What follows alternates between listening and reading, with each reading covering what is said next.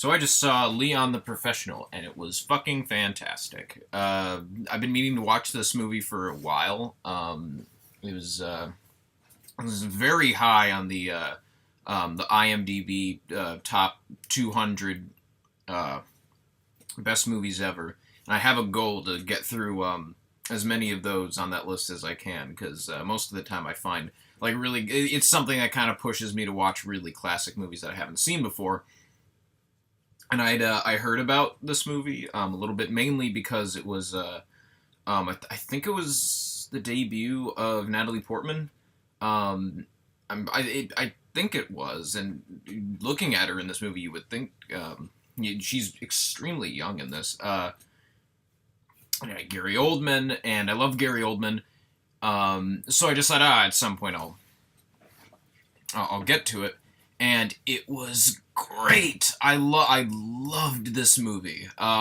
It's been a really long time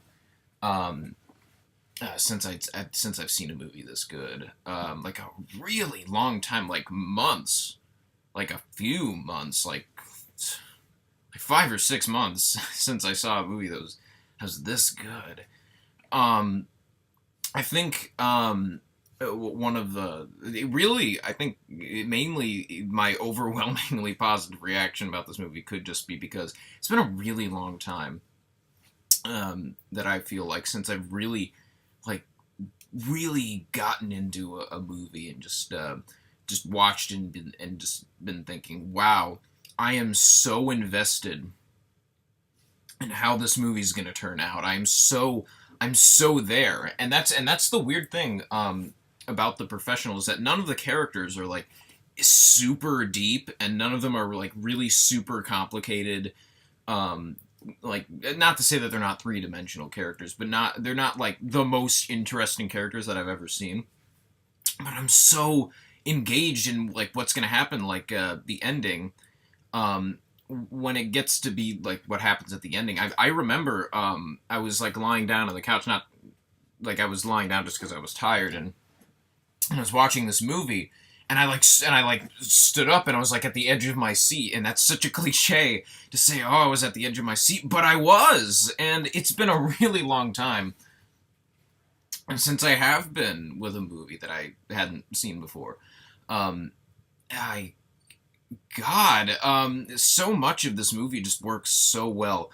The guy who directed this, I don't know how to pronounce his name. His name's Luc Besson, or Luc Besson.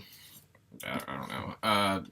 He only has one other credit to his name that I really have any interest in seeing, which is The Fifth Element.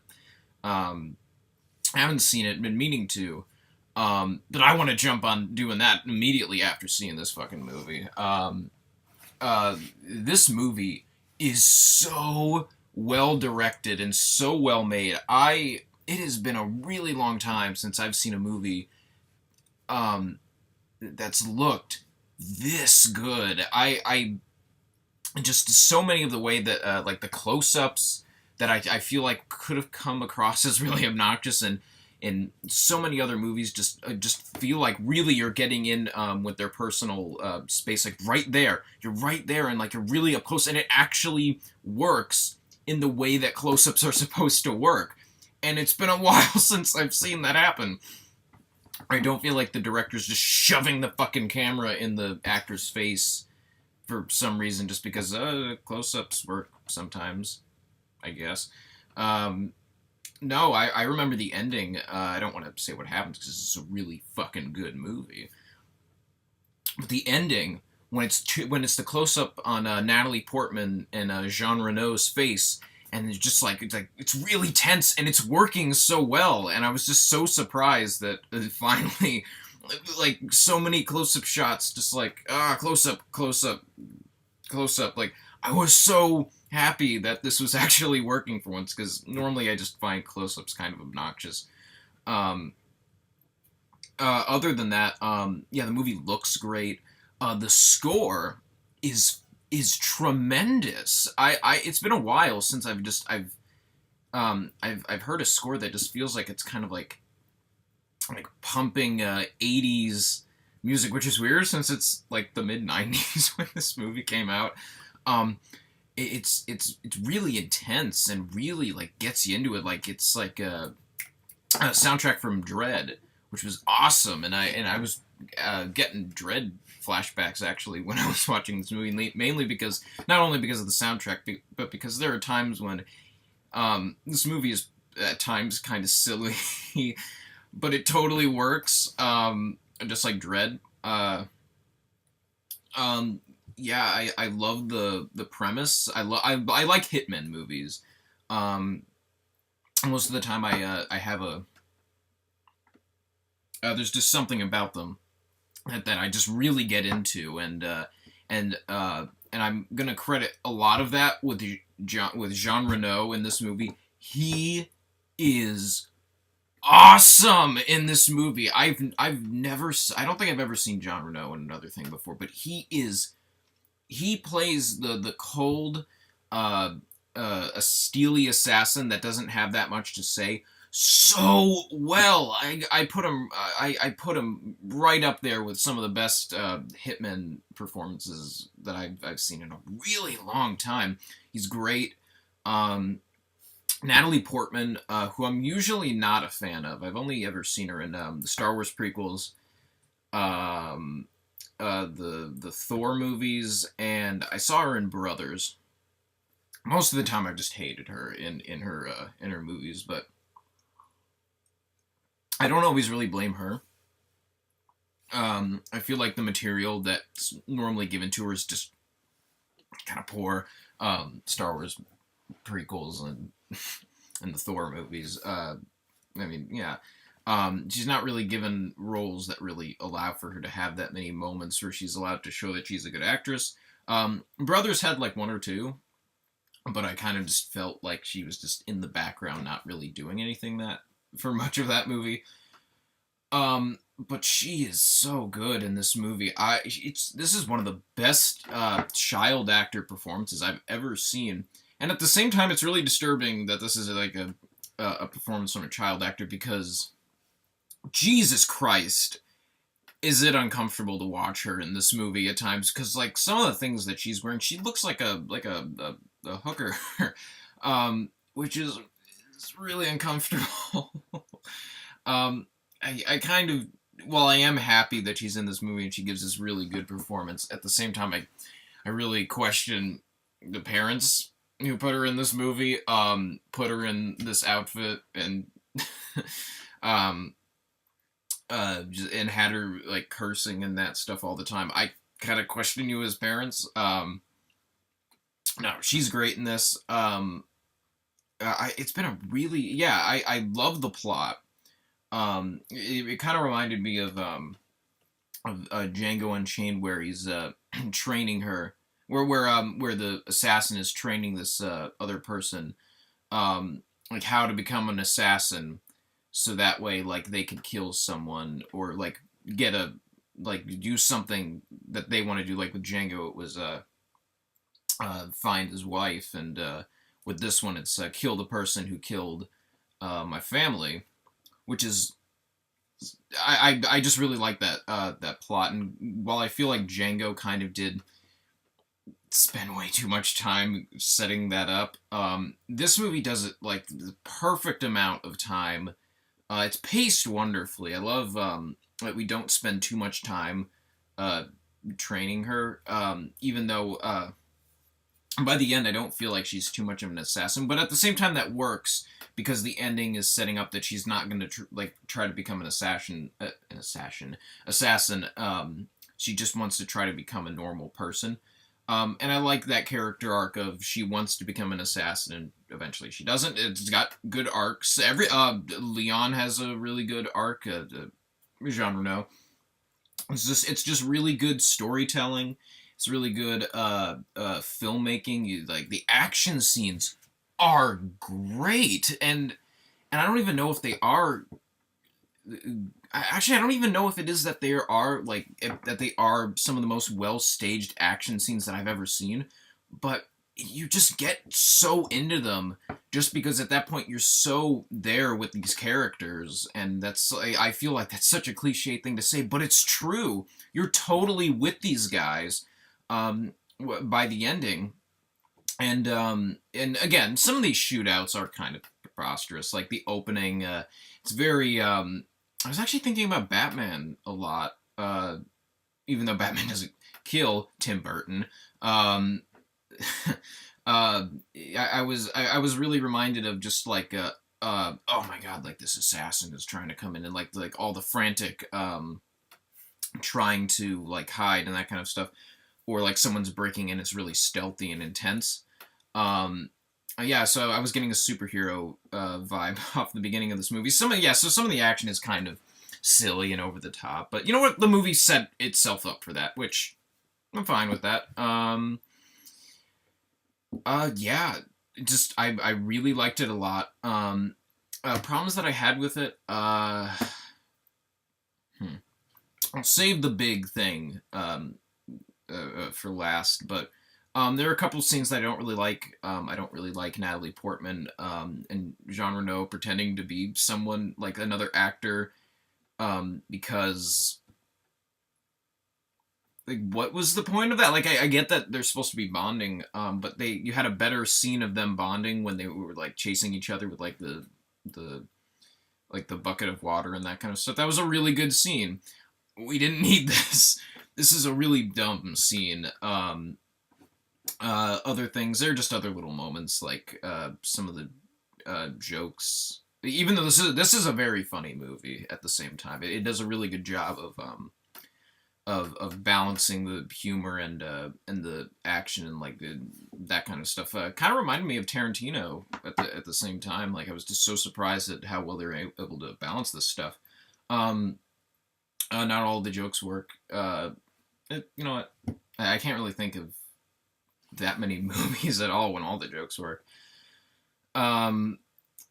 There's a lot of stereotyping in the movie, and it's not mean spirited, but it is something that you kind of do notice, and it becomes a little weird. Like there's one scene when I can't remember if it was Leon or Gary Oldman walking to the deli where Leon's like the guy who like gets him hits, like Leon is the hitman, and this guy who like sets up like the targets for him. He like you walk in, he works in a deli, which is like which is a front for him like setting up like giving hitmen like targets and that kind of stuff. You walk in, he's having like a big plate of spaghetti, he's got like hairy arms, like a wife beater, gold chain, and he's like hasn't shaved, and you're like, Jesus Christ, movie, really? Like Jean Reno in a lot of the scenes that he's in, there's like French music playing, which I thought was cute at first, but it got a little like, all right, you're not able to have that much of a identity for these characters outside of just the fact that they're just they're broad ethnic stereotypes. The only other thing, other than the big problem I have with the movie, is Leon's best friend is a plant. I don't know if they gave an explanation for that or I just missed it, but that's stupid. And even though it sets up for a really corny thing at the end, which was nice, I guess, but it's really silly and it's really corny. It's kind of stupid.